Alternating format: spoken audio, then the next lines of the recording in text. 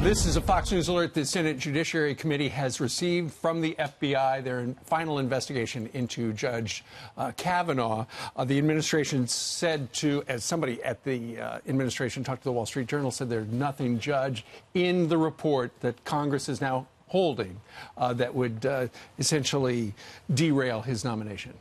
Well, we haven't seen it, and I would offer a slightly dissenting view. I was disappointed that they didn't interview Judge Kavanaugh and Dr. Ford and a few more people, because now the people that don't want Judge Kavanaugh confirmed, whether they don't want him confirmed because of a perception that he's ideologically against them or because they really believe the allegations against him, now have more ammunition and more doubt to say, why was the FBI held back? Was the FBI used as a political instrument yet again? Why weren't they just allowed to interview whoever they wanted, including the two principals, Judge Kavanaugh and Dr. Ford? Those allegations are going to stick. But, Judge, it's easy for us to say, why didn't the FBI interview those two individuals? They should have done that. I know her attorney feels that way. We're not FBI agents. They might have watched the hearings. They might have said, we were going to ask those exact questions. There's no more that we need. You may very well be right, and it's a little awkward for me to criticize a report I haven't seen and probably will never see, although somebody's going to leak something. Bloomberg said the White House told him not to.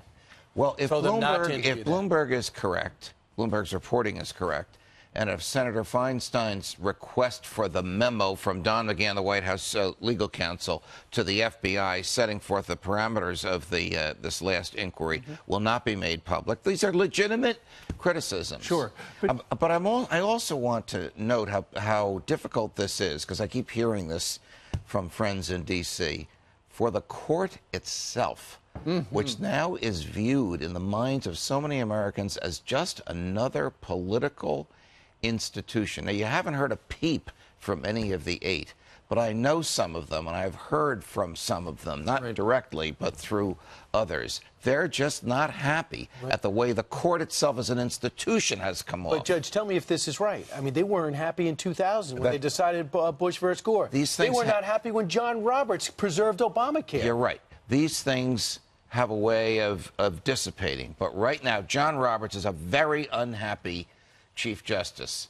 He was ready to welcome Brett Kavanaugh, whom he knows, because Judge Kavanaugh clerked there, with open arms. Right. But not happy with the perception of the court as a political institution. In my column today, I was harshly critical of treating the court as a political institution. Does the court exist to do the people's will? Absolutely not. That's what Congress and the president exist for. Right. The court exists to interpret the Constitution and to preserve human liberty. So what happens next? Now the senators will read this report. Will there be a vote, you think, on Saturday? And is there anything that the Democrats can do to stop it? I don't think there's anything procedurally the Democrats can do to stop it unless they have the votes.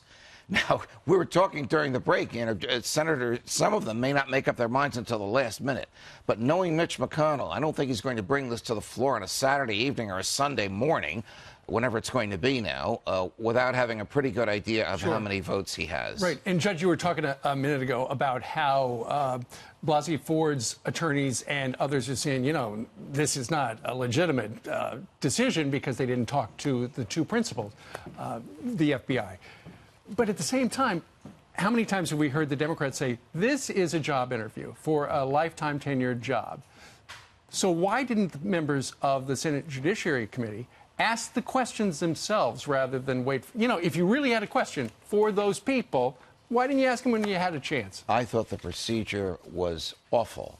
And I hope but it was still their opportunity never to ask the question. Repeated of the 5-minute series of questions by this prosecutor who sounded like she was taking a deposition in a civil case. She never adjusted. No, she never did. It wasn't until Senator Graham, who must have thought in his own mind, enough is enough. I'm going to ask these questions. You know what? One question. From having an embolism. But there was one question she asked. Everyone's criticizing her, but there was that one question she asked about the polygraph test, and then Dr. Ford's ex-boyfriend comes out and says she answered that prosecutor's question. She said, I've never discussed a polygraph unless it's been with my attorneys. And he said, that's not true. She helped prep her best friend for a polygraph. Well, you know, how deep into the woods into the weeds are you going to go? Are you going to talk to everybody that Brett Kavanaugh ever went drinking with when he was 17 years old, or everybody that Dr. Ford ever talked to? So I give the FBI credit for knowing when to stop. If they made that decision on the basis of the answers they got, if they made that decision on the basis of the instructions they got from the White House, then this is not a legitimate investigation. Just real quick, 650 law professors said they signed a letter saying the Senate should not confirm Brett Kavanaugh.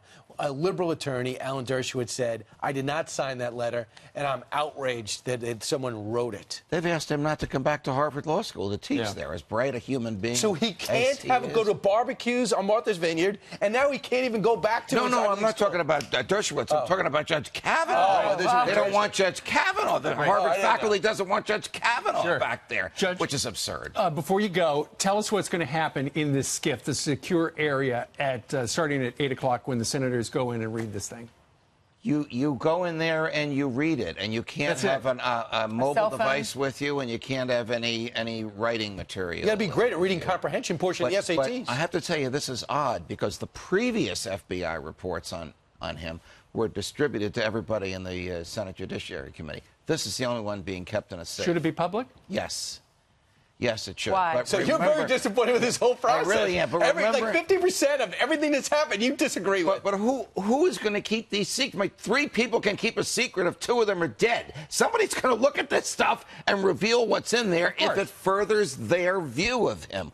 This was in there, they didn't tell you about it. That was in there, they didn't tell you about it. I remember that riddle. Remember that riddle? What riddle? About keeping a secret? It's a Ben Franklin line. It's not original. Ben Franklin, very bright. Yes. Very good. Judge, thank you very much. 200 years. Hold on. Thank you, Judge. I'm off to D.C. today. I'm going to be wandering the halls of Capitol Hill to see who'll talk to me. And then Brett Baer's special report at night.